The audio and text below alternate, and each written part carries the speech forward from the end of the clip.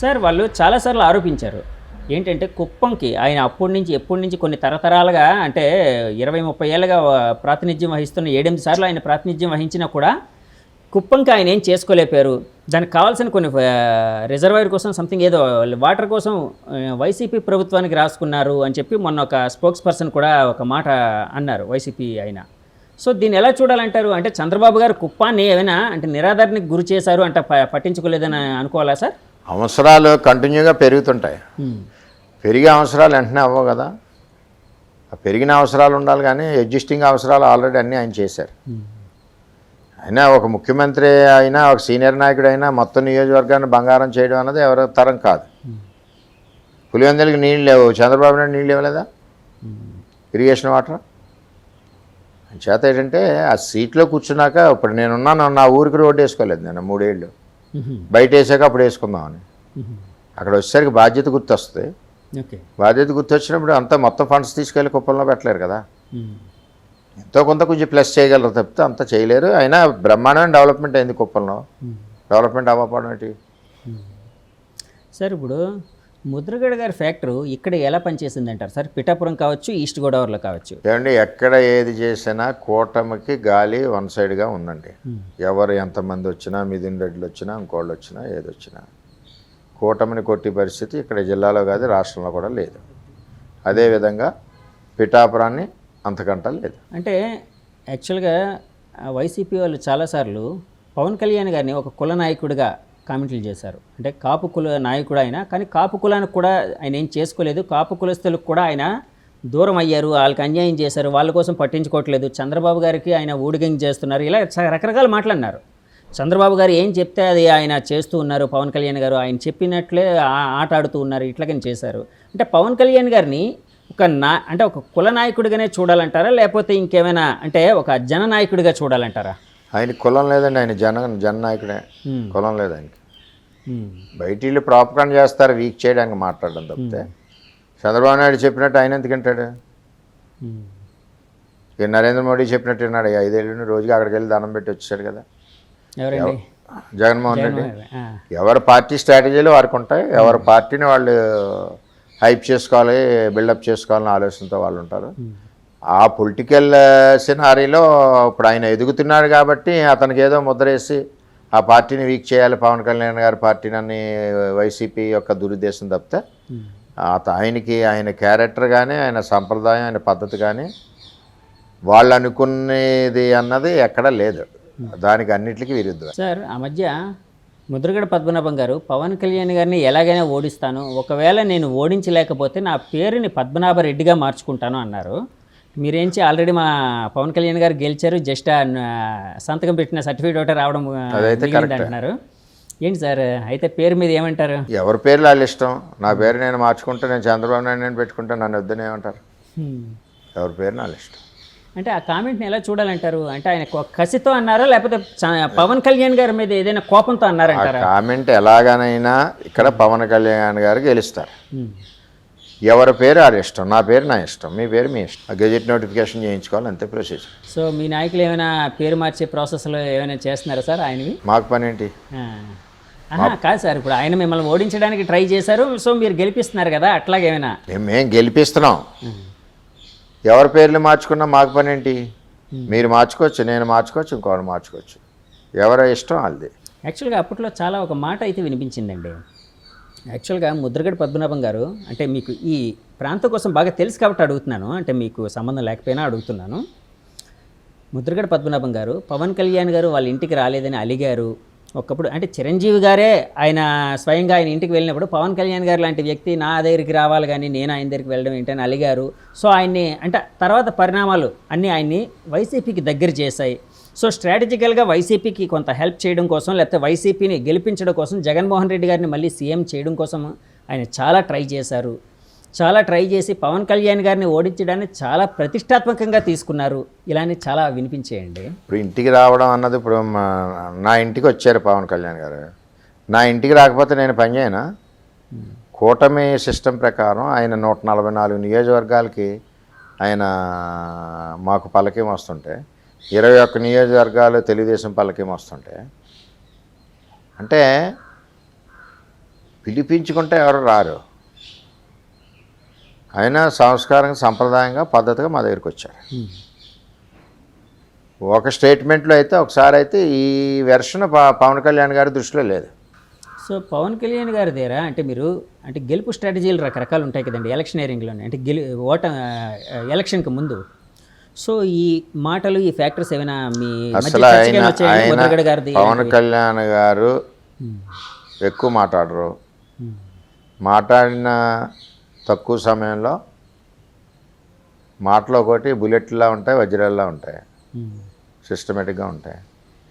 అంతేగాని ఒకరిని విమర్శించడం కానీ ఇంకోళ్ళతో మాట్లాడడం కానీ లేదు. ఆయన రెచ్చగొడితే ఏదైనా మీటింగ్లో పొలిటికల్గా మాట్లాడవలసి వస్తే 100% మాట్లాడతారు. ఆయన చాలా సీరియస్గా కూడా మాట్లాడతారు. సార్ టీడీపీ జనసేన బీజేపీ అంటే బీజేపీ లాస్ట్లో కలిసింది అండి. టీడీపీ జనసేన కూటమి కలయకుండా అంటే ఈ రెండు పార్టీలు కలవకుండా ఉండడం కోసం వైసీపీ వాళ్ళు రకరకాల స్ట్రాటజీలు మైండ్ గేమ్లు ప్రయోగించారు, ఆడారు. మీరు దమ్ముంటే 170 స్థానాలు పోటీ చేయాలని మీకు సవాల్ విసిరారు, జనసేన వాళ్ళకి సవాల్ విసిరారు, పవన్ కళ్యాణ్ గారికి సవాల్ విసిరారు. ఇలాగా ఈ స్ట్రాటజీలు ఇవన్నీ ఒకవేళ వాళ్ళు చెప్పినట్టు మీరు కలిసి ఒకవేళ పోటీ చేయకపోయి ఉంటే అంటే ఊహాజనితమైన ప్రశ్న సార్, ఇది చాలా ఊహాజనితమైన ప్రశ్న. ఒకవేళ కలిసి పోటీ చేయకుండా విడివిడిగా పోటీ చేసి ఉంటే రాష్ట్ర పరిస్థితి లేకపోతే రాష్ట్రంలో ఫలితం ఎలా ఉండేదని భావిస్తున్నారు? విడిగా పోటీ చేసే ఆలోచన కంటే ఒక దుర్మార్గుని రాక్షసుని ఎదుర్కోవాలనుకున్నప్పుడు 4 మంచి వాళ్ళు కలుస్తారు. 3 మంచి వ్యక్తులు కలిశారు. కలకపోవడం అన్నది కుదరదు. ఇప్పుడు కలిసి తీరవలసిందే. కలకపోతే వీళ్ళు కూడా ఎవరు కలవకపోయినా వాళ్ళ అకౌంట్ ప్రజల దృష్టిలో బ్యాడ్ అకౌంట్ అయిపోద్ది. అంచేత దాన్నే మనం పట్టించుకోక్కర్లేదు. ఏదైతే 175 దమ్ముంటే పోటీ చేయండి ఆడేవాడండి చెప్పడానికి నాకు ఆకలిస్తా అన్నం తింటాను, నేను లేకపోతే మానేస్తాను, నువ్వు ఆ రోజు 10 సార్లు తినంటే నేను తింటానా? ఎవరి పార్టీ యొక్క భవిష్యత్తు, ఎవరి పార్టీ యొక్క నిర్ణయం ఆ పార్టీ అధ్యక్షుడి నిర్ణయం తీసుకుంటాడు. అది పవన్ కళ్యాణ్ గారు అటు తీసుకుంటారు, ఇటు చంద్రబాబు నాయుడు గారు తీసుకుంటారు. ఇంకోటి ఎవడో చెప్పడానికి ఆడు చెప్పాలనుకున్నప్పుడు జగన్మోహన్ రెడ్డి మన జనసేన కండువా వేసుకుని అన్న జాయిన్ అవ్వాలా, తెలుగుదేశం పార్టీ కండువా వేసుకుని అన్న పార్టీలో జాయిన్ అయ్యి పార్టీ ప్లాట్ఫామ్ మీద దెబ్బలాడాలి. అంతేగాని ఆడి పార్టీలో ఉండి ఆడావిడో చెప్తే మేము డ్యాన్స్ ఆడడానికి మేము ఎక్కడ ఒప్పుకుంటాం? మా వ్యక్తిగత నిర్ణయాలు మాకుంటాయి, వ్యక్తిగత ఆలోచనలు ఉంటాయి, వ్యక్తిగత తెలివితేటలు ఉంటాయి, వ్యక్తిగత స్ట్రాటజీలు ఉంటాయి. ఇటు జనసేన కావాలండి తెలుగుదేశం పార్టీ. సార్ నిన్న మీడియాలో ఒక వార్త అయితే చూశాను, అంటే ఎగ్జిట్ పోల్స్ స్టార్ట్ అయినప్పటి నుంచి ఎగ్జిట్ పోల్స్ అంటే కూటమికి చాలా వాటిలో చూశాను, చాలా ఎగ్జిట్ పోల్స్ కూటమికే ఎక్కువ అధికారం వస్తుంది అని చెప్పి చాలా ఫేవర్గా వచ్చాయి కూటమికి. చాలా కొన్ని ఆరా మస్తాను ఇలాంటివి ఆరా వాళ్ళవి ఇలాంటివి కొన్ని అయితే వైసీపీ కూడా వాళ్ళే అధికారంలోకి రాబోతున్నారు, కూటమి అనుకున్నట్టు రాలేకపోతుందని 4-5 ఎగ్జిట్ పోల్స్ వాళ్ళకు కూడా వచ్చాయి. యాక్చువల్గా నాకు ఇక్కడ బాగా వినిపించిన మాట ఏంటంటే ఎగ్జిట్ పోల్స్ టీడీపీకి కూటమికి ఫేవర్గా రావడానికి కారణం చంద్రబాబు గారి జైలు ఉదంతం.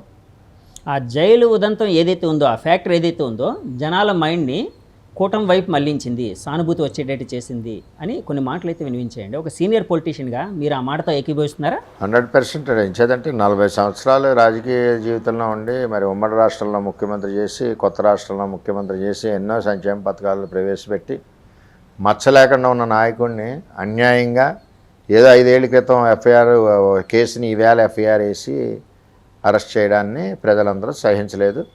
100% ప్రజలు కోపంగా ఉన్నారు. దానికి తోడు పవన్ కళ్యాణ్ గారు కూడా అటువంటి నాయకుడిని, సీనియర్ నాయకుడు చంద్రబాబు నాయుడు గారిని అరెస్ట్ని ఆయన కూడా జీర్ణించుకోలేక ఆయన కూడా అన్యాయాన్ని ప్రశ్నించి తెలుగుదేశం పార్టీకి మద్దతు ఇచ్చారు. అంటే ఒక దుర్మార్గుడి పరిపాలన ఉన్నప్పుడు ఆటోమేటిక్గా దుర్మార్గుని ఎదిరించే వ్యక్తులందరూ కూడా మద్దతు వస్తుంది. అందులో భాగం పవన్ కళ్యాణ్ గారు. ఆయన కూడా తగ్గి ఆయన కూడా 30-40 సీట్లు తీసుకుంటారని మేము అందరూ అనుకున్నాం.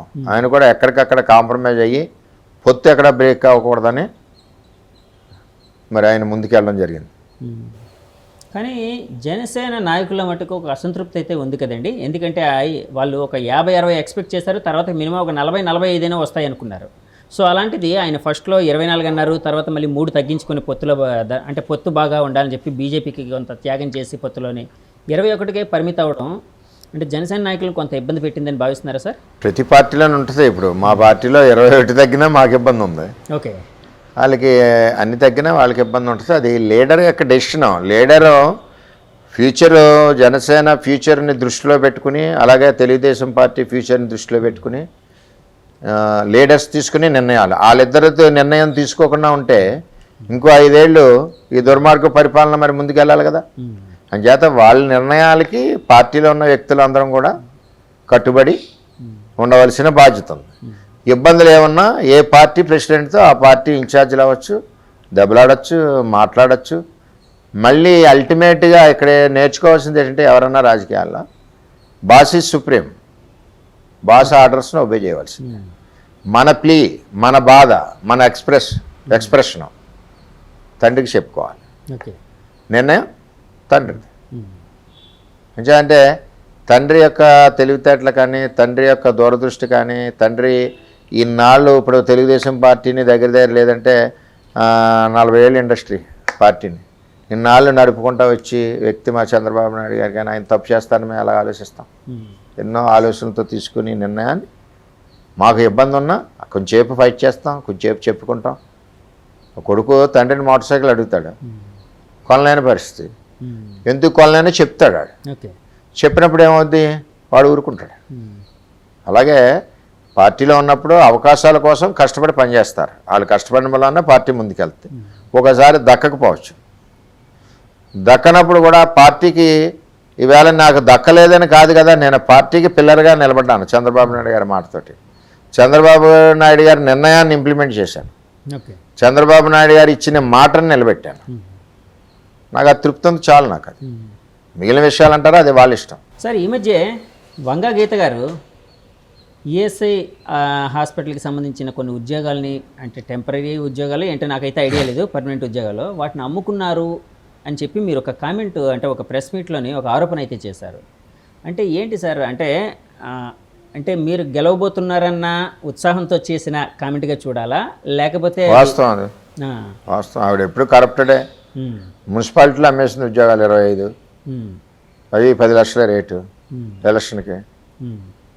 అలాగే అరవిందో ఫార్మ్ దగ్గర సిఎస్ఆర్ పేరు చెప్పి అడిషనల్ అమౌంట్ లాగేసింది. అలాగే ఆవిడ ఈఎస్ఐ, ఆవిడ అంత కరప్టెడ్ ఎవరు కాదు సార్. అసలు కూటమి గెలుస్తుందని మీరు చెప్తూ ఉన్నారు, కూటమి పక్కకు గెలుస్తుంది, 120 ఇందాకలు బేస్ లైన్ అన్నారు. సో కూటమి గెలవాల్సిన ఆవశ్యకత ఏముంది అని మీరు అంటే జనంలోకి తీసుకుని వెళ్ళి? ఏముందంటే సింపుల్ అండి. మీరు ఎంతమంది అన్నదమ్ములు? నేను ఒక్కడనే సార్. నాకు అందరూ ఒక్కడే తగులుతున్నారు జర్నలిస్టులు. సరే, ఇద్దరు అనుకుందాం. ఓకే, ఇద్దరు మీరు అన్నదమ్ములు. చెల్లెలు ఉన్నారులేండి, అన్న చెల్లె ఉన్నారు. ఓకే. మీ అమ్మగారు ఒళ్ళో చిన్నప్పుడు ఇద్దరు ఆడుకునేవారా, ఒకళ్ళు ఆడుకునేవారు? అందరూ ముగ్గురు ఆడుకునేవాళ్ళం. ఒడి అందరు సొంతం, అమ్మ ఒడి మనందరు సొంతం. ఈడొచ్చి ఒకళ్ళకే అంటున్నాడు. ఓకే, మీకేముంది, మీ అమ్మ ఒడిలో కూర్చున్న అర్హత మీ చెల్లికి లేదంటున్నాడు, లేదా మీ చెల్లికి ఇస్తున్నాడు మీకు లేదంటున్నాడు. అప్పుడు ఈ బాలుడు తల్లిదండ్రి మీద ఏ విధంగా అక్కసు పెట్టుకుంటాడు? నా అక్క చదువుకుంటుంది, నా చెల్లి చదువుకుంటుంది, నాకేమో చదవడానికి ఆడు డబ్బులు ఇవ్వలేదని అమ్మ ఒడిని ఎడగొట్టాడు. అమ్మ ఒడి ఒకరికి సొంతం, ఇద్దరికి కాదన్నాడు. అటువంటిది చంద్రబాబు పవన్ కళ్యాణ్ గారు ఏం చేశారంటే, అమ్మ ఒడి అన్నది అందరి పిల్లల సొంతం. ఆ ఆప్యాయత, ప్రేమ, ఆ అనురాగం అంతా అమ్మ ఒడిలో ఉంటుంది చిన్నప్పుడు. సో అమ్మ ఒడిని విడగొట్టి అమ్మ ప్రేమను కూడా విడగొట్టారని ఆరోపణ సార్. అది చంద్రబాబు పవన్ అమ్మ ఒడి అందరి పిల్లలది. అమ్మ అందరి పిల్లల్ని సమానంగా చూస్తుంది. అందుకనే తల్లికి వందనం. 15,000 ఎంతమంది చదువుకుంటే ఆ ఒళ్ళో ఎంతమంది పిల్లలు చదువుకుంటారో అంతమందికి 15,000. ఓకే, నువ్వేమిచ్చావు? ఒకరిని ఎడగొట్టావు.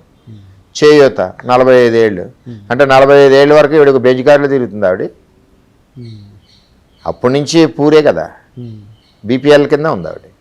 45 ఏళ్ళు ఒకసారి పేదవాళ్ళు ఎలాగ బెంజీలు తిరుగుతుంది ఇప్పుడు వరకు.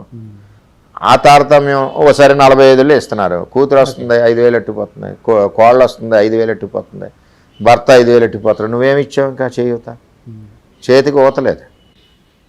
అంచేత ఆడబిడ్డని దాన్ని 18 ఏళ్ళ నుంచి 59 ఏళ్ళ వరకు ఇచ్చారు. ఇలాగే అన్ని కార్యక్రమాలు ఈ సూపర్ 6 అన్నది బాగా కిందకి వెళ్ళింది. మంచినీళ్ళు వాటర్ స్కీమ్ పథకం, అలాగే డిఎస్ఏ, అలాగే మరి రైతుకి 20,000, ఇవన్నీ కూడా ఇద్దరు కూడా మంచి ఆలోచనతో తీసుకున్నారు చంద్రబాబు నాయుడు గారు, పవన్ కళ్యాణ్ గారు. అది కూడా దట్టు సర్టిఫికేట్ మీద ఇద్దరు సంతకాలు పెట్టి ప్రజలకు ఇచ్చారు, నమ్మకం కలిగించారు.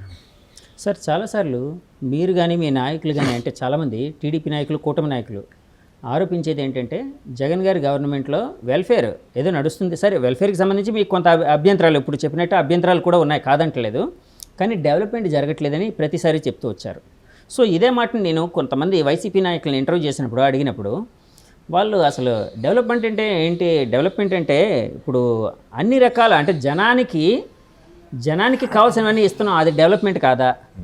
జనం అంటే ఎలాంటి మధ్యవర్తులు లేకుండా జనంకే ప్రతి లబ్ధిదారుడికి ఆ లబ్ధి వెళ్ళేటట్టు చేస్తున్నాం, అది డెవలప్మెంట్ కాదా? డెవలప్మెంట్ అంటే ఓన్లీ రోడ్లు వేయడం ఇదేనా అని అడుగుతూ ఉన్నారు. ఆ కామెంట్ని ఏ విధంగా చూస్తారు? అది మూర్ఖత్వం అంటాను. ఎంత ఎకానమీ నష్టం వస్తుంది? ఒక బండి 60 కిలోమీటర్ స్పీడ్లో రోడ్డు మీద వెళ్ళేది చంద్రబాబు పరిపాలనలో, ఒక 50 కిలోమీటర్ల డిస్టెన్స్ ఎంతసేపు 1 అవర్లో వెళ్ళేది. ఈవేళ అదే వెహికల్ 1 లీటర్తో వెళ్ళేది. 2 లీటర్లు పెట్రోల్ పోస్తే 50 కిలోమీటర్లు 4 గంటల్లో వెళ్తుంది. ఎంత ఆర్థికంగా ఇబ్బంది వస్తుంది, ఎంత నష్టపోతున్నాడు పెట్రోల్. ఇవన్నీ చూసుకుంటుంటే ఒకవైపు డెవలప్మెంట్ మోడ్ ఉండాలి, ఒకవైపు సంక్షేమం ఉండాలి, ఒకవైపు ఇండస్ట్రీ రావాలి, ఎంప్లాయ్మెంట్ ఇది అవ్వాలి. సోమరితనం ఉండకుండా మనం స్కీమ్స్ ఇవ్వాలి, ఆ విధంగా వెళ్ళాలి. తప్పితే ప్రతిదానికి స్కీములో ఇచ్చినప్పుడు కరెక్ట్గా ఎలిజిబిలిటీ ఎవరున్నారో ఎలిజిబిలిటీ వాళ్ళకి ఇచ్చుకోవాలి, ఇచ్చుకుని ముందుకు తీసుకెళ్ళాలి.